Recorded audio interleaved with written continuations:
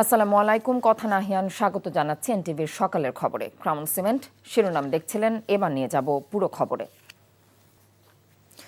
তিতুমির কলেজকে বিশ্ববিদ্যালয়ে রূপান্তরের দাবিতে কিছু শিক্ষার্থীর করা আন্দোলন স্থগিত করেছে তারা। কর্তৃপক্ষের দাবি মানার প্রেক্ষিতে সোমবার রাতে এই আন্দোলন 7 দিনের জন্য স্থগিত করে আন্দোলনকারীরা। এর আগে পঞ্চম দিনের মতো রাজধানীর গুলশান মহাখালীর সড়ক অবরোধ করেছে আন্দোলনকারীরা। এতে চরম ভোগান্তিতে পড়েন রেল ও সড়ক পথের যাত্রীরা। আবির আহমেদের রিপোর্ট।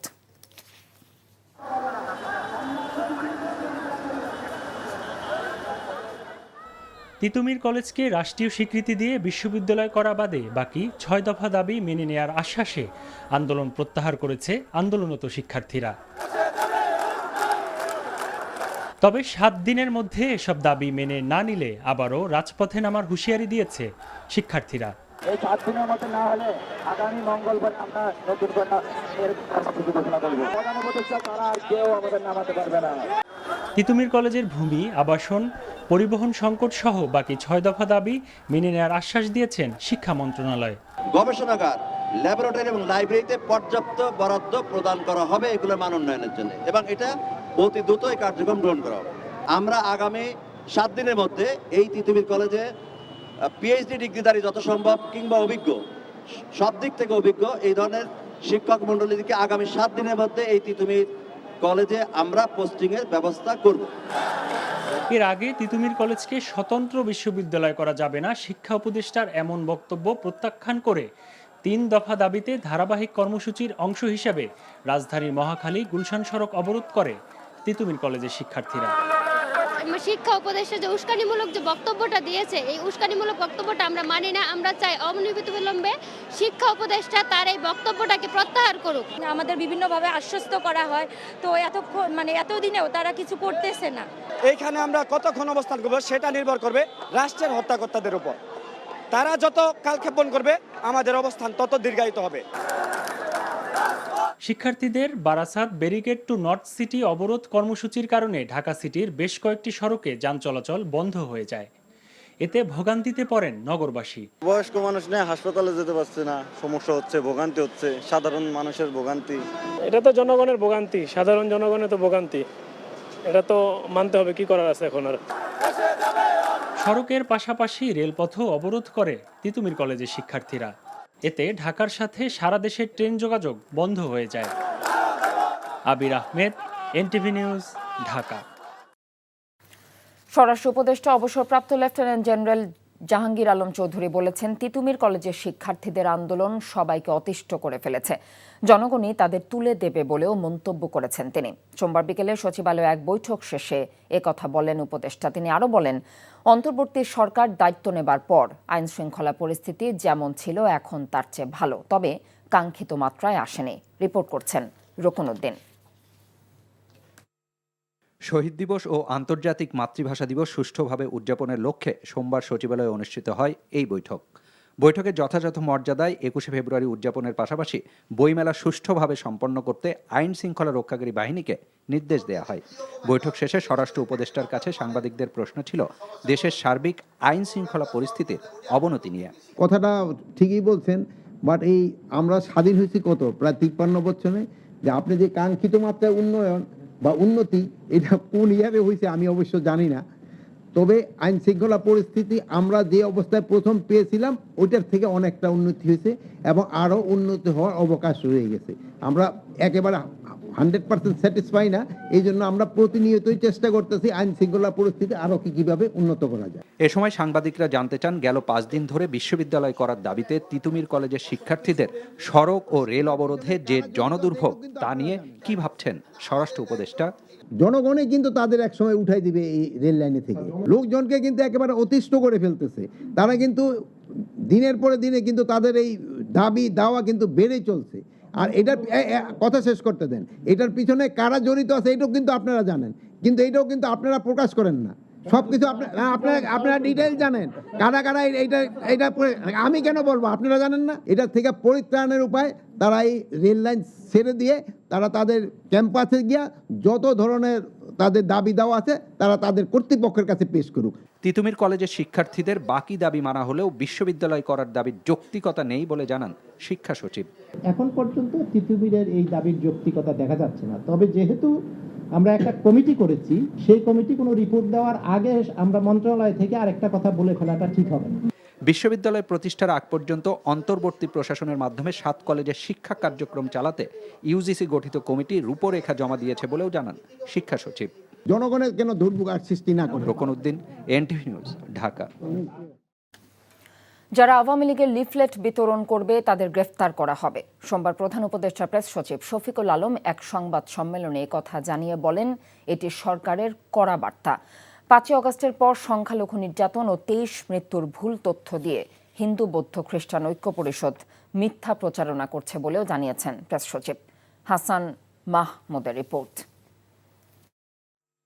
অন্তর্বর্তী সরকারের পদত্যাগের দাবিতে অজ্ঞাত স্থান থেকে অনলাইনে কর্মসূচি ঘোষণা করে বিভিন্ন স্থানে অতর্কিতে লিফলেট বিতরণ করতে দেখা গেছে আওয়ামী লীগ ও এর সহযোগী সংগঠনের কয়েকজনকে। সম্প্রতি মুকিব মিয়া নামের শিক্ষা ক্যাডারের কর্মকর্তার লিফলেট বিতরণের ছবিও সোশ্যাল মিডিয়ায় ছড়িয়ে পড়ে। এমন বাস্তবতায় সোমবার প্রধান উপদেষ্টার প্রেস উইং রাজধানীর ফরেন সার্ভিস একাডেমিতে করা এক সংবাদ সম্মেলনে জানায়, লিফলেট বিতরণকারীদের আইনের আওতায় আনা হবে। কথিত স্বৈরাচারের যারা সাঙ্গপাঙ্গ আছে, দোসর আছে, তারা অনেক কিছু করতে চাচ্ছেন, তারা লিফলেট বিতরণ করছে। হ্যাঁ, একটা বিষয়, যারা লিফলেট বিতরণ করবেন তাদেরকে জন্য আমাদের কড়া মেসেজ, তাদেরকে অ্যারেস্ট করা হবে। কারণ লিফলেটের মধ্যে যে সমস্ত কথা আছে সেটা খুবই মানে ল অ্যান্ড অর্ডার সিচুয়েশনকে হুমকি এফেক্ট করার কথা। সংবাদ সম্মেলনে বলা হয়, 5 আগস্ট পরবর্তী সংখ্যালঘু নির্যাতন এবং 23 জনের মৃত্যু নিয়ে হিন্দু বৌদ্ধ খ্রিস্টান ঐক্য পরিষদ যে তথ্য দিয়েছে তা সত্য নয়। সেপ্টেম্বর থেকে ডিসেম্বর হত্যাকাণ্ডের একটা তালিকাও সংগ্রহ করেছি। এই হত্যাকাণ্ডের মধ্যেই আসলে এই 23টি হত্যাকাণ্ড অন্তর্ভুক্ত। সেখানে দেখা গেছে যে পুলিশের যে ডাটা, তাতে দেখা গেছে যে গত আসলে 5 বছরের মধ্যে এই বছরই এই গত 4 মাসে সেপ্টেম্বর থেকে ডিসেম্বরে সবচেয়ে কম হত্যাকাণ্ড সংঘটিত হয়েছে। ভোগান্তি দূর করতে থানায় না গিয়ে অনলাইনে মামলা করার প্রক্রিয়া চালুর কথা জানানো হয়। এছাড়া বৈষম্য বিরোধী আন্দোলনে আহতদের বিষয়ে সরকার আন্তরিক বলেও জানায় প্রধান উপদেষ্টার press wing. Hasan Mahmud, NTV news, Dhaka. যুক্তরাষ্ট্রের ন্যাশনাল প্রেয়ার ব্রেকফাস্ট অনুষ্ঠানে যোগ দিতে ওয়াশিংটন ডালাস আন্তর্জাতিক বিমানবন্দরে পৌঁছেছেন বিএনপি মহাসচিব মির্জা ফখরুল ইসলাম আলমগীর এবং দলের স্থায়ী কমিটির সদস্য আমির খসরু মাহমুদ চৌধুরী। রোববার সন্ধ্যায় এমিরেটস এয়ারলাইন্সের ফ্লাইটে রওনা হন তারা।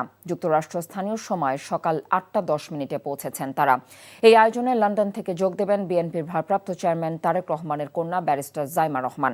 আগামী 5 ও 6 ফেব্রুয়ারি ওয়াশিংটন ডিসিতে অনুষ্ঠেয় এই আয়োজনে যোগ দেবেন যুক্তরাষ্ট্রের প্রেসিডেন্ট ডোনাল্ড ট্রাম্প। এবছর বিএনপির 3 নেতা, দলের ভারপ্রাপ্ত চেয়ারম্যান তারেক রহমান, দলের মহাসচিব মির্জা ফখরুল ইসলাম আলমগীর এবং স্থায়ী কমিটির সদস্য আমির খসরু মাহমুদ চৌধুরী এই অনুষ্ঠানে আমন্ত্রিত ছিলেন। তারেক রহমানের পরিবর্তে তার মেয়ে ব্যারিস্টার জাইমা রহমান এই অনুষ্ঠানে বাবার প্রতিনিধিত্ব করবেন।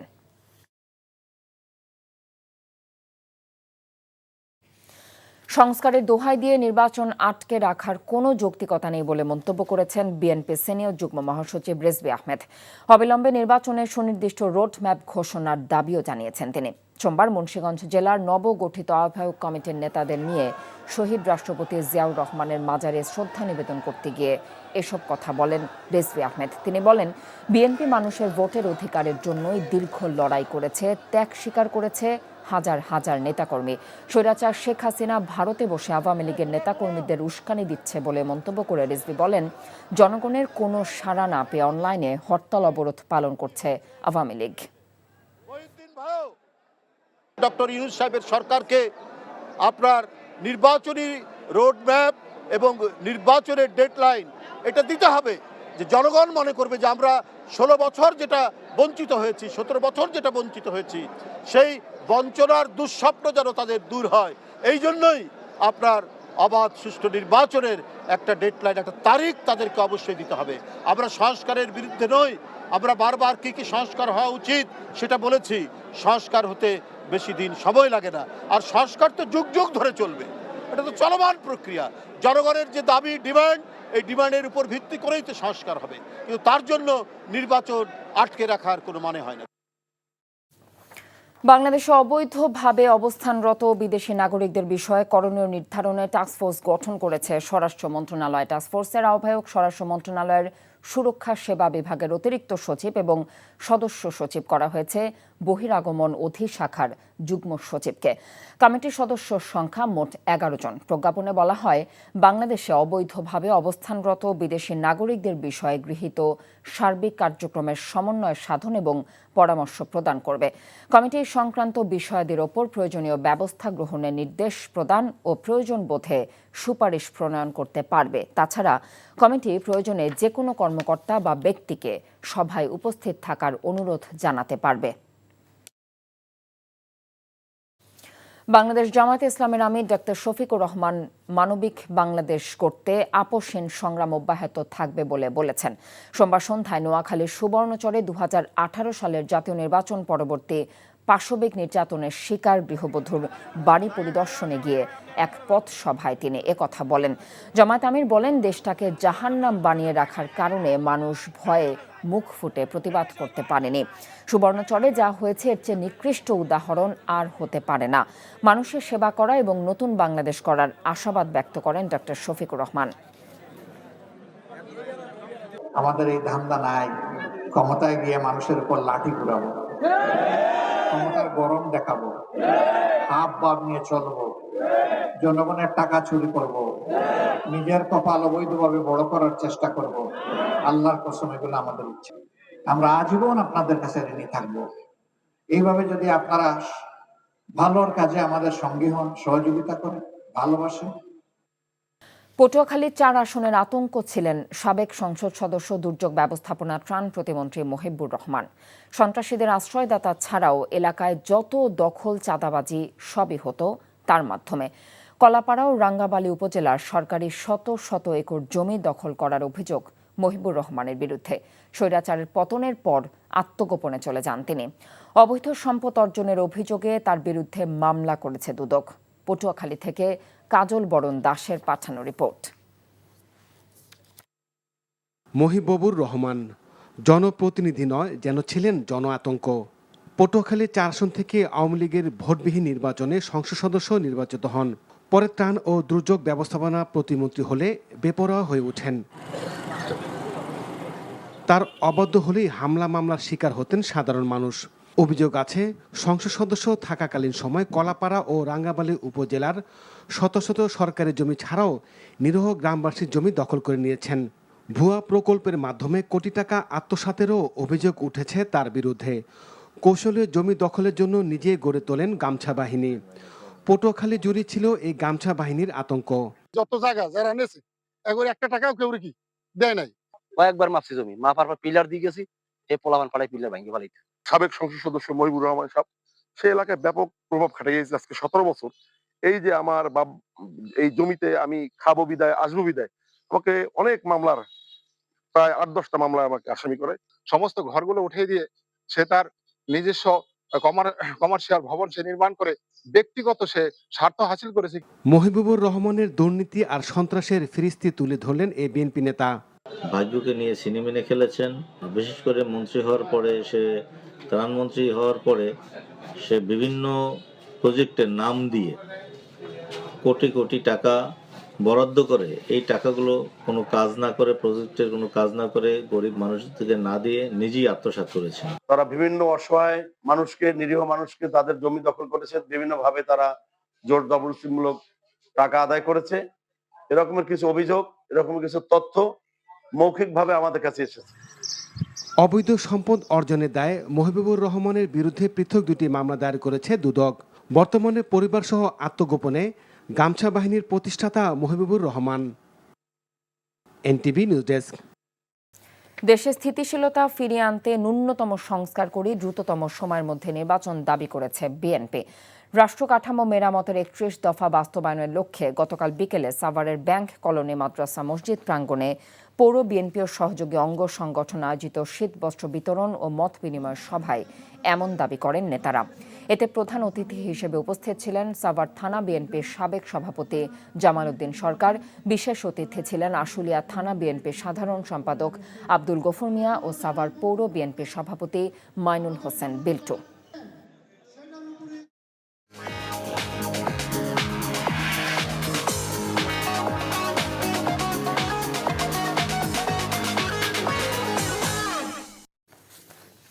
এবারে নগদ নিবেদিত অর্থনীতির খবর। সিরামিক শিল্পে ব্যবহৃত জ্বালানি গ্যাসের মূল্য পুনরায় বৃদ্ধি না করার দাবি জানিয়েছে Bangladesh ceramic manufacturers and exporters association BCMEA। পাশাপাশি সিরামিক শিল্পে গ্যাসের সরবরাহ স্বাভাবিক রাখা এবং সিরামিক টাইলস ও সিরামিক পণ্যের ওপর আরোপিত সম্পূরক শুল্ক সম্পূর্ণ প্রত্যাহারের আহ্বান জানিয়েছে এই সংগঠনটি। সোমবার সকালে ঢাকা রিপোর্টার্স ইউনিটিতে আয়োজিত সংবাদ সম্মেলনে আহ্বান জানিয়েছেন BCMEA এর সভাপতি মইনুল ইসলাম। গ্যাসের অভাবে সিরামিক শিল্পে ক্ষতির পরিমাণ প্রতিদিন 20 কোটি টাকার বেশি জানিয়ে তিনি জানিয়েছেন, নির্দিষ্ট মাত্রার চাপে গ্যাসের সরবরাহের ঘাটতি হলে উৎপাদন প্রক্রিয়ায় থাকা সব পণ্য তৎক্ষণাৎ নষ্ট হয়ে যায়।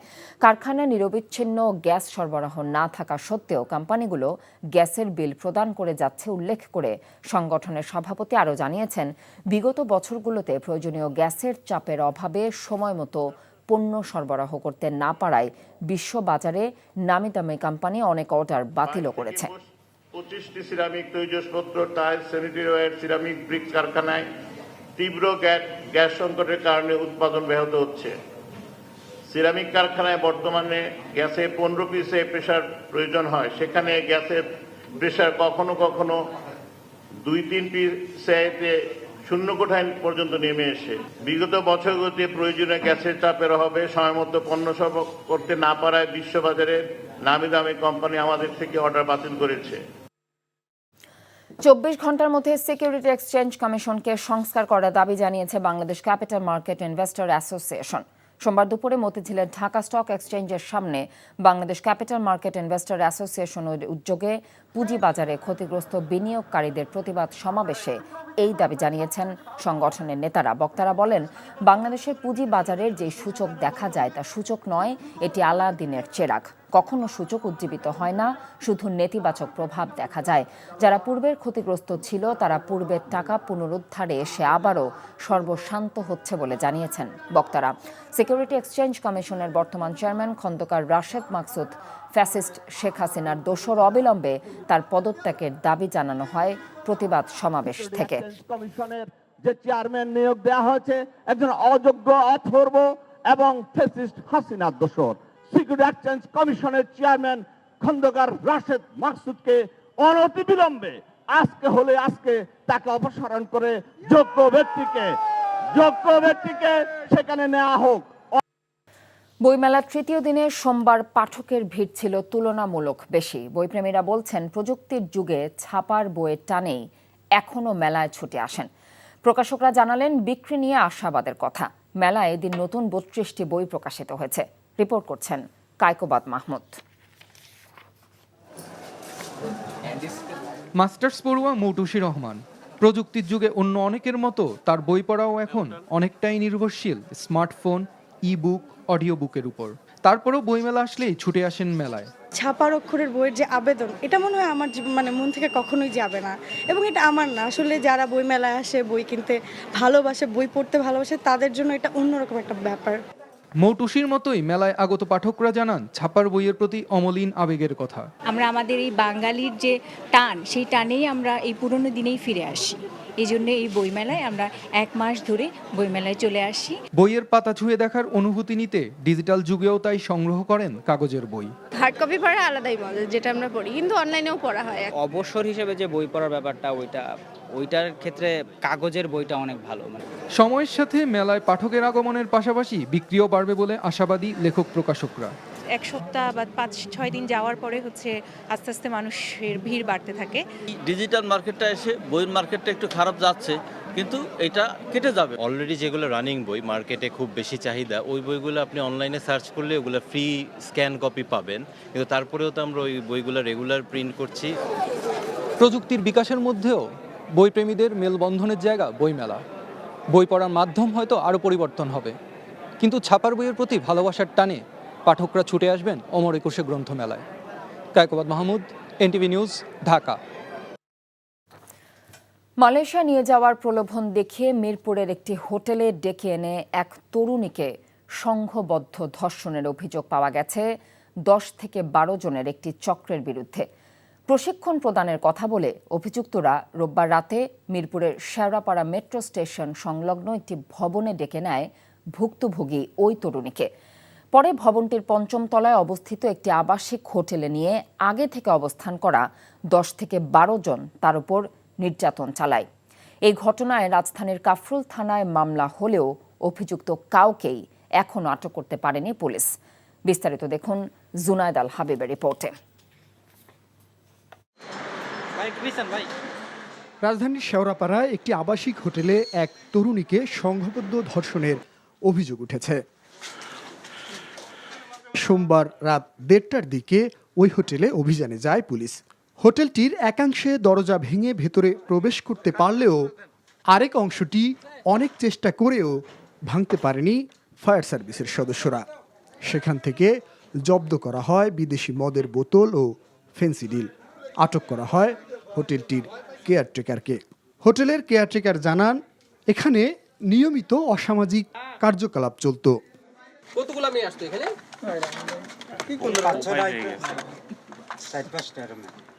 আর সারা রাতে খারাপ কাজ চলতো। দিনের বেলাও কি? এসব বিষয়ে ক্যামেরার সামনে কথা বলতে রাজি নন পুলিশের কর্মকর্তারা। অভিযোগটা কি পেয়েছেন একটু বলবেন? আমাদেরকে কাজ করতে দেন, আমাদেরকে কাজ করতে দেন। আমাদের তো তদন্ত চলমানের বিষয়ে আমাদেরকে কাজ করতে দেবেন নাকি? জুনায়েদ আল হাবিব, এনটিভি নিউজ, ঢাকা। এই ছিল এনটিভির সকালের খবরে। এই খবরের ভিডিও সহ আপডেট জানতে ভিজিট করুন এনটিভি অনলাইন www.ntvbd.com। এছাড়াও এনটিভি জনপ্রিয় সব অনুষ্ঠান এবং খবরের আপডেট জানতে ভিজিট করুন আমাদের ইউটিউব এবং ভেরিফাইড ফেসবুক পেজ। এতক্ষণ সাথে থাকার জন্য ধন্যবাদ সবাইকে।